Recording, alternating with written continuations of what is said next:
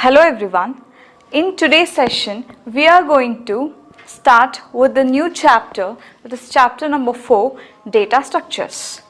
The weightage of this chapter is 14 marks, 1 mark 1 question, 3 mark 1 question and 5 mark 2 questions. In this chapter, we are going to study about what is data structure, the different types of data structure and what will the operations we can perform on data structures, as well as the different implementations of data structures. Before understanding what is data structure, first we need to understand what is data. The dictionary definition of data is the quantities, characters or symbols on which operations can be performed by a computer, which may be stored, transmitted in the form of electrical signals and recorded on magnetic, optical or mechanical recorded media is called data. So here data is nothing but the quantities, characters or symbols on which we can perform some operations. So let's see an example. C is equal to A plus B. Here we can just think these two as data. Y means we are performing some operations on these two variables. So here we are performing some operation, we are storing them, we are transmitting them. Hence, these two are satisfying the properties of data. Now, let's understand when the data becomes an information. So, if I say it's just a collection of characters like this, then I can say it has a data. Are you able to understand what I have written over here? No, right? But if I process the whole data, then it becomes an information. See here.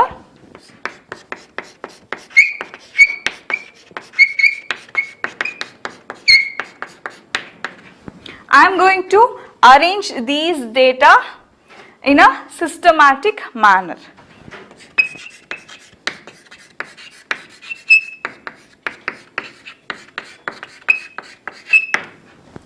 See, my name is Anu. It's quite understandable now. So I can call this as information because I am able to read this information and I can extract some information from here. If the data is arranged in a systematic manner, then it becomes meaningful. This is how the data becomes an information. To provide an efficient way to structure the data, we need to study about the data structure. Now, what is the data structure?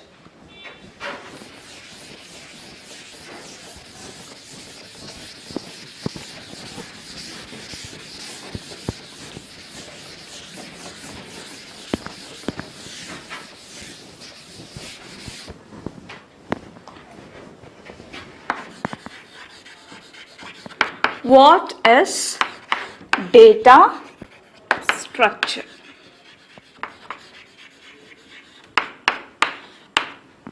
A data structure is a way of storing the data in computers so that it can be used efficiently. When I say efficiently, it means in terms of time as well as space. So consider the classical data structure, example, arrays. Now let's see why data structures are very important to us. Instead of creating multiple variables of same type, why can't we create one array and store all the data in that Example, storing strings. What are strings? Strings is nothing but a collection of characters. So this string contains 100 such characters. Are you going to create 100 such variables to store these values? No, we are just creating an array to store all these characters in an array. So this is how an array helps us to manage our data efficiently. I hope you people understood how data structure is very important to us. So hence, it's an odd subject in the field of IT industry.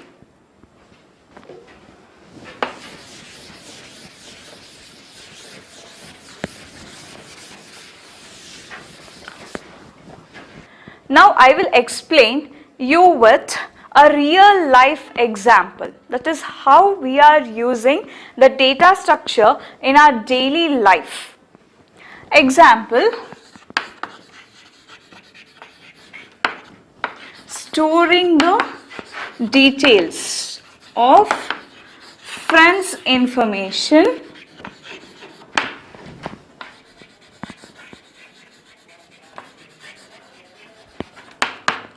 in social networking media.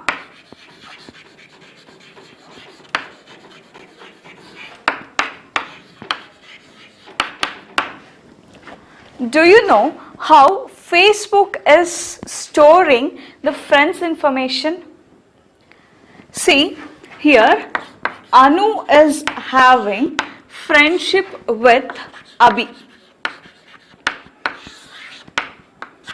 So this edge represents the relationship between Anu and Abhi.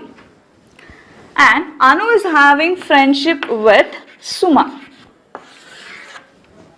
Suma is having friendship with Sindhu. And Sindhu is having friendship with Abhi.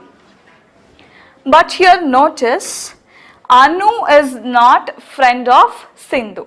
Anu and Sindhu are not friends. Hence there is no edge between Anu and Sindhu. Now do you guess which data structure is used to store this information? It's a graph. It's a graph. Graph data structure is used to store the friends' information in Facebook.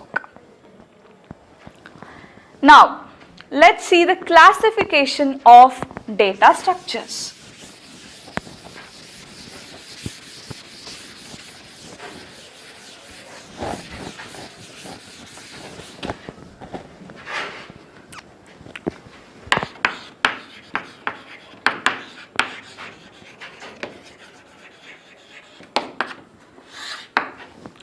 Data structure is classified into primitive data structure and non-primitive data structure.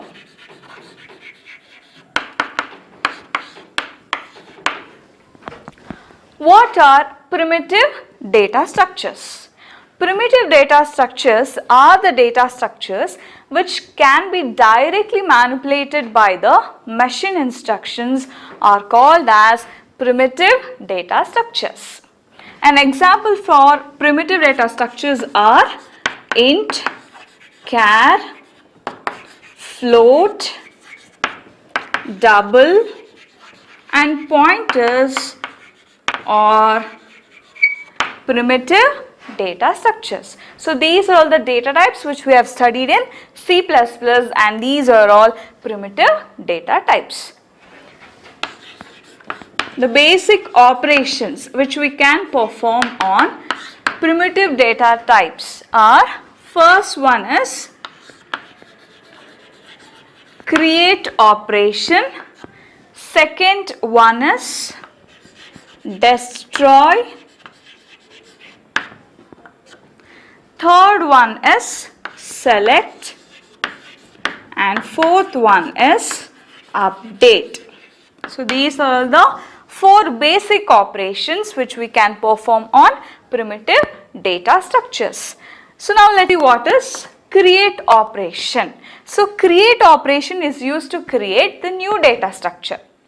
So it tells the memory to allocate some space for the variables. For example, if I create int x, so I am creating the variable x here of type int data type. So it tells the memory to allocate 2 bytes of space for this variable x. Next, destroy. Why we use destroy operation? Destroy operation is to remove the unwanted variables from the memory. So C++ uses destructor member function to delete all the objects. Next, select. Select operation is used to access the data items in the data structure. Update. Update operation is used to update the values. For example, int x is equal to 2. Here the value of x is 2, but I want to change the value of x from 2 to 4. So for that I am going to use this update operation to change the value of x to 4. After that the value of x becomes 4. So these are all the operations which we can perform on primitive data structures. Now, what are non-primitive data structures? These are the data structures which we cannot manipulate it directly by the machine level instructions are called non-primitive data structures. So non-primitive data structures are further divided into linear and non-linear data structures. Linear data structures and non-linear data structures. What are linear data structures?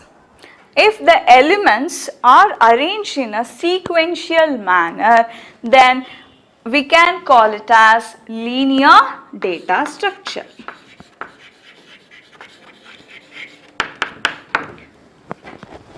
If the data is not arranged in sequential manner, then we can say that it is a non-linear data structures.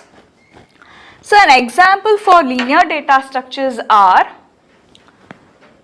arrays,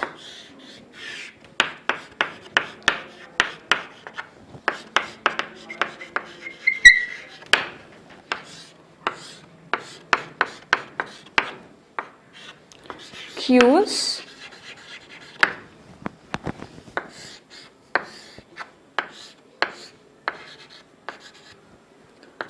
stacks,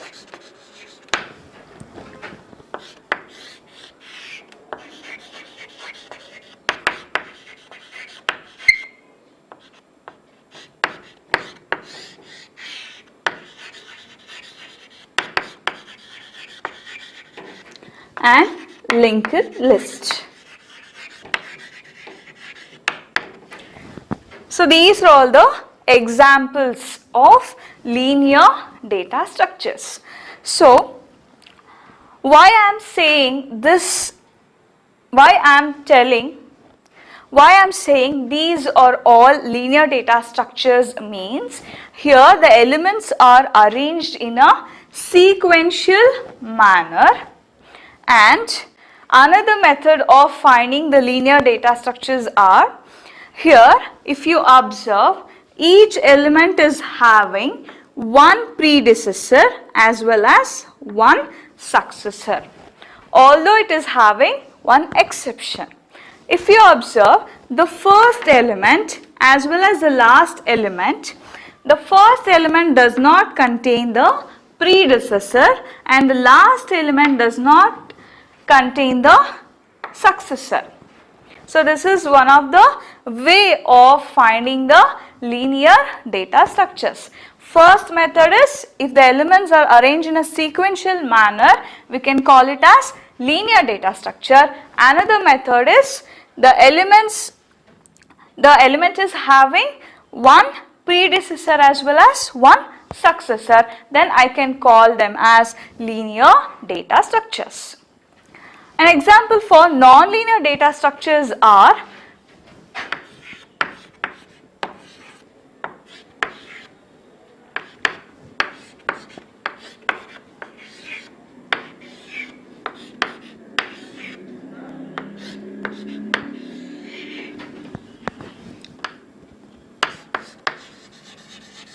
trees as well as graphs.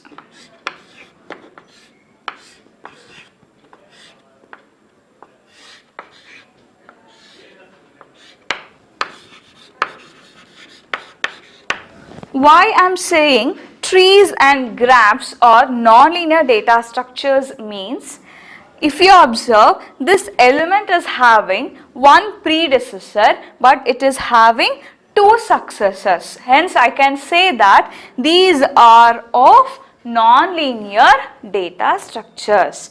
I hope you people understood how to classify linear data structure as well as non-linear data structures. And what are the operations we can perform on linear data structures?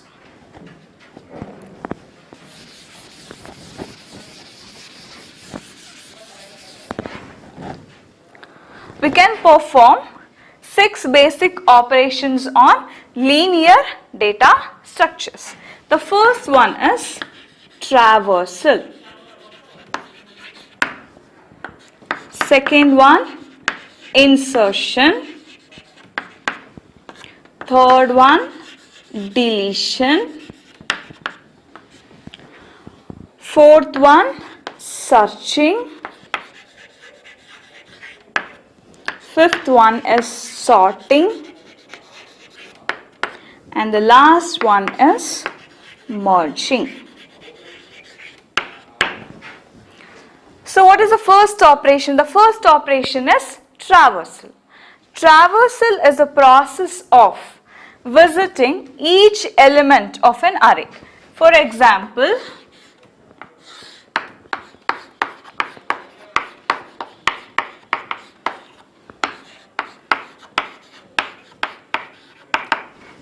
so this is our array.